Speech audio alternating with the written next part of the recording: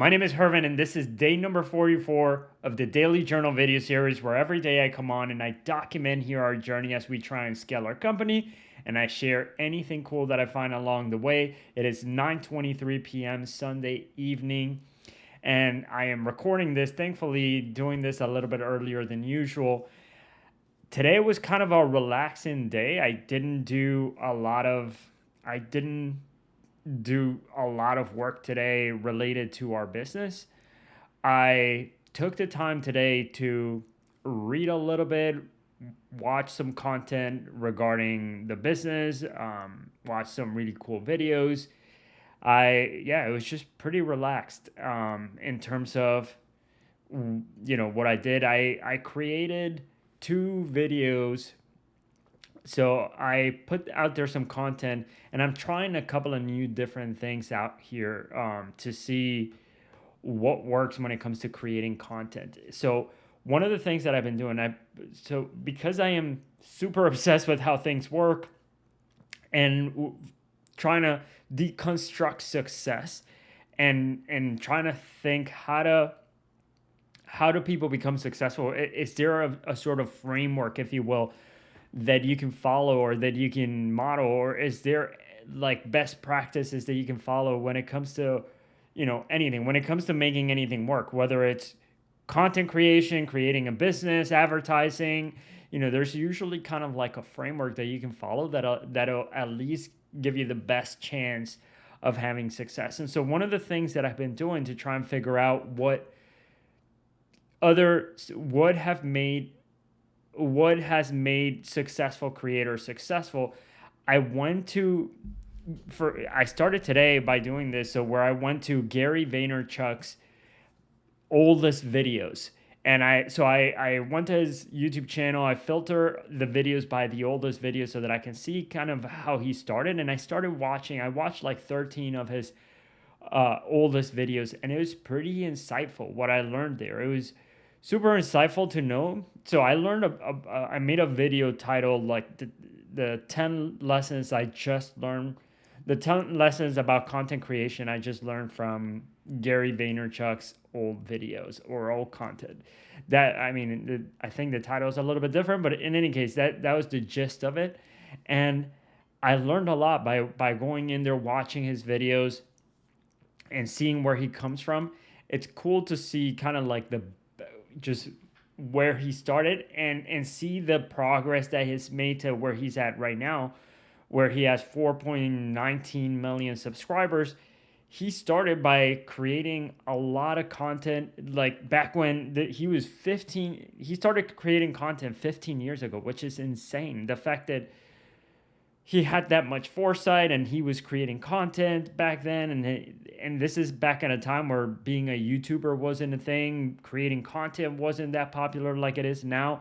And so the fact that he saw that and he just went with it and took himself seriously enough to create content and do this consistently is something that I think about a lot. Like I made an example here on the last video that I created where sometimes, for me, making these videos feels totally silly because I'm creating these. I don't know who's watching them. I don't know if anybody's ever going to watch them. You know what I mean? And so I'm putting in here a lot of time, and I don't know if this is time that is wise, that I'm investing this time into creating this content. I don't know if it's going to lead anywhere. Right now, the only thing that has kept me going is the fact that I find this a lot of fun. So I find creating these videos a lot of fun. I think I'm working on the skills of content creation, of speaking in front of the camera, the way I'm presenting, the way I sound. I think I've made, just based on even just how I feel right now, where I feel like my ideas flow a little bit better as I'm talking here in front of the cameras, as opposed to when I first started, I didn't. And so maybe it's just the fact that I'm kind of practicing in public, if you will, where I am taking the time to create these videos. And even though they might not be seen right now, maybe it'll be worth it in 14 years from now. And also, looking at Gary, it's crazy. I would love to know what made him kept going, what kept him going creating content when he, yeah, it was just like, did he have a lot of traction early on? Because right now I've created over 120 videos and I'm not getting any traction, and it's okay. I mean, I'm not doing it. I see this as kind of like a long term game plan. But yeah, I mean, anyway, so that's kind of what I did today. I just saw Gary V's old videos, uh, just took notes on a lot of the videos, what he was talking about, how he presented himself, and the topics that he was talking about. It's crazy to see that a lot of the things that he was talking about back then, 15 years ago, are a lot of the things that he's still talking about today. Like he's still speaking about technology trends. He's still speaking about business, personal brand. He's still speaking about sports. And so the character that he was before, he's still the same person. And so anyway, I just thought it was fascinating seeing how long he's kept doing what he's doing. How, like, the fact that he's been doing what he's been doing for such a long time. It almost makes you feel like you need to be so patient. So because back then he was creating content. I'm assuming he wasn't getting the traction he's getting now, and so he had to have been like super patient with just creating content. I don't know. It just feels like he might have been enjoying it, and that's what kept him going. And so I've been thinking a lot about that when it comes to business, about the enjoyment side of things when it comes to business, because where we're at right now in our business, sometimes it feels a little bit daunting. Like the amount of support requests we're getting, the type of questions we're getting, there's fires that are happening, things that are breaking. And I'm thinking to myself, I'm like, man, this is hard. This feels hard. And it feels like times where I'm like, man, if I keep going this way, I'm gonna burn out because I'm staying late every night and I'm not enjoying the process.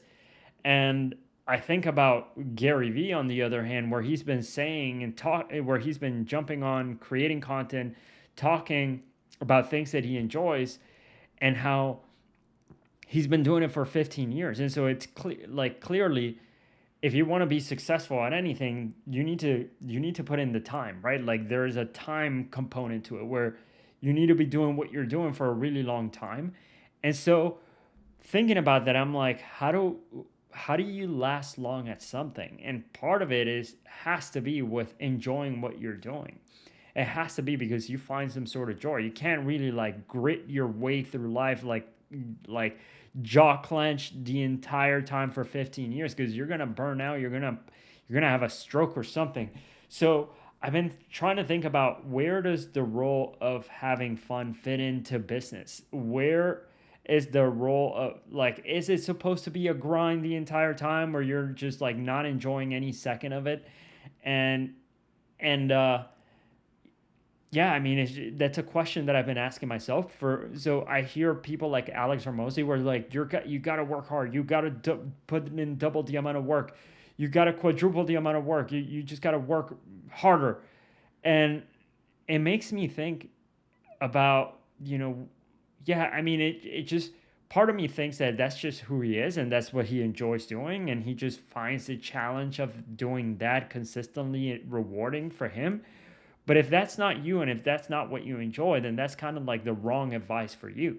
And so, where does following your intuition and having fun and enjoying the process when you're building a business, where does that come in? And so that's something that I've been thinking about for myself a lot. And yeah, it's something that I think about a lot, because I'd rather be doing the things that so if I can find a way where I can mix things that I find fun with value that I'm providing to the business and to our clients. And if I can find kind of like where, if you think of a Venn diagram, so you have one circle, what our clients want and what's like financially viable. You have on another circle, what I enjoy doing. where's the overlap there that where I enjoy myself and I can provide value at the same time so that I can keep doing it for a long time. And it's so that it doesn't require external motivation and like me gritting through it and like willpowering my way to success, as opposed to like, just enjoying the process. And I think about that. That's why I enjoy like I'm sorry. That's why I enjoy looking at content creators past to see where they came from. If you look at, for example, somebody like Joe Rogan, the reason why he did the podcast is because he found it fun and he stuck to it for many years. I don't know if it was like 7 or 11 years before Joe Rogan made any money from his podcast. And so that's the kind of consistency you got to have if you want to be great at something. You got to be doing it for a really long time. And the only way to do something for a really long time is that you really got to enjoy it. And so, yeah, that is, something that I've been thinking about. The other thing too that I thought about today is the fact that, so today I was listening to content from Alex Hormozi, I was trying to listen to the course that he has on this book Leads, where I think he covers what he goes over in this book and inside the course in his website. And I was listening to that today. And as I was listening to it, I'm like, man, he's really thoughtful. He's really thought this through. And I've been thinking a lot about, because he speaks about frameworks for success and how to generate leads. And it's all like step-by-step process on how to do that, or frameworks on how to think about it. And I've been thinking about, I'm like, do all successful people know every single framework? Like, does every successful person know every single framework that there is in order to be successful? And the answer to me, it's an obvious no. Like, you can't, as a person, you can't know all of the ways, all of the frameworks that you could use to create good marketing, make money, generate leads, create effective advertising. And so I've been thinking about how do successful people become successful? Is there such a thing as a checklist? Because in my life, getting to the point where I'm at, it feels like it's taken so many turns and unexpected things, and I've done things that are counterintuitive. Like, I became a dance instructor, and because I became a dance instructor, later on I met my girlfriend and partner Juana, which then we opened up a business. Then because of that, I learned how to sell, and that you couldn't have foreseen you couldn't have foreseen that I would end up like liking business. For example, I was like very artistic into the dancing and so on. And so sometimes life just feels like, you're put some things inside of you where you just almost like, by following your curiosity, your intuition, and with discipline and with taking things seriously, taking your intuition seriously,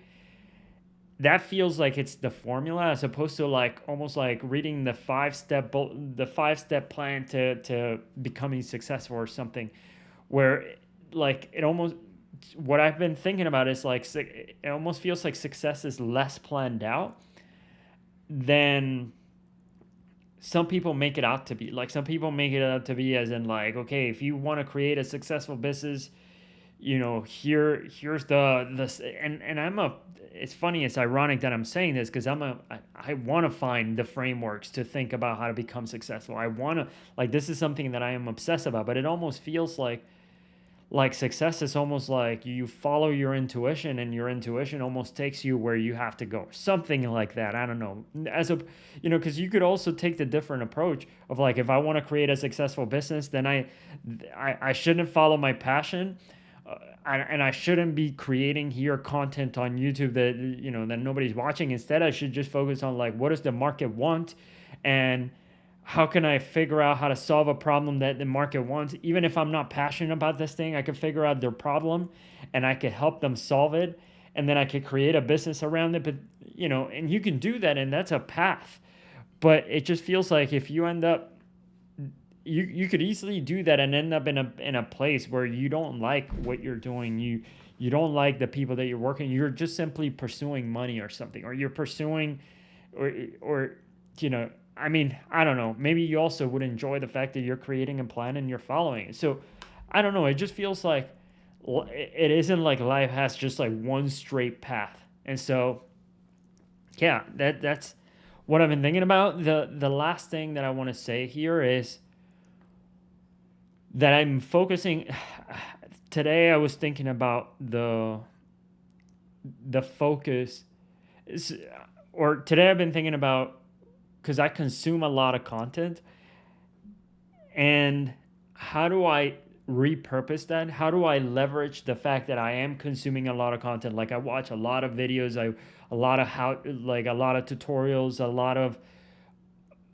content. Yeah, I watch a lot of business content. I watch a lot of content trying to figure out like what makes successful people successful. And usually like I watch it passively. I'll watch it like when I'm sitting on my eating, or while I'm walking or something, and I'll watch the content or listen to it. And one of the things that I've been thinking, I'm like, man, what if I make it more intentional where, number one, if I'm listening to something, like I'll have my iPad and take notes there as I'm, so I'll grab my iPad and take notes as I'm listening to the content. That's number one. Number two is, how do I then make use of those notes and repurpose them to create more content? A quote that I saw on Twitter from James Clear, the author of Atomic Habits, is, the more you consume, the more powerful others become. The more you create, the more powerful you become. Or backwards, the more you create, the more powerful you become. The more you consume, the more powerful others become. And I thought of that, and I'm like, okay, so then it's a really what I should be focusing on is output, like just putting stuff out there, creating, and it's a lot of fun to do.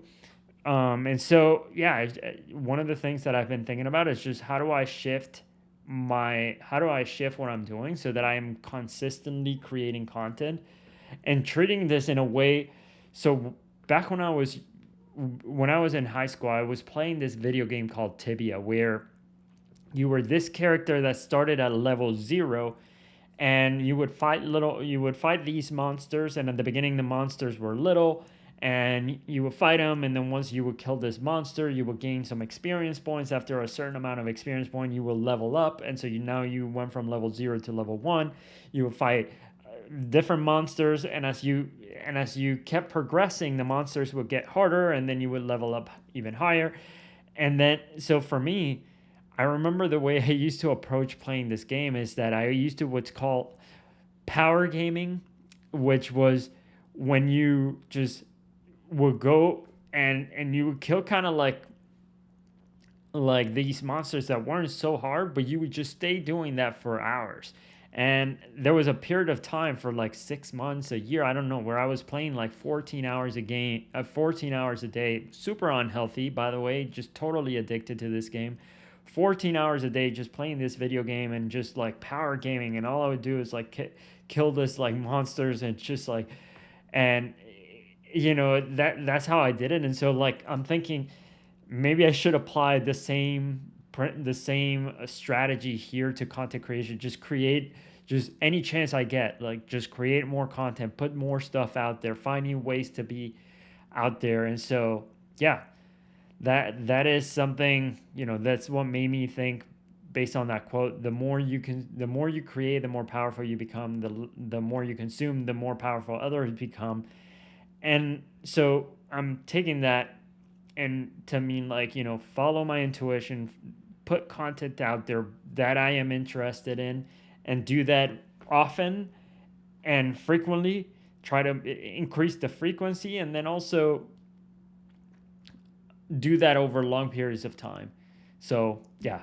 Anyway, I know this was a huge ramble, many different directions. Thank you all so much for listening. Subscribe to the channel if you enjoy this type of content, and I'll see you all tomorrow.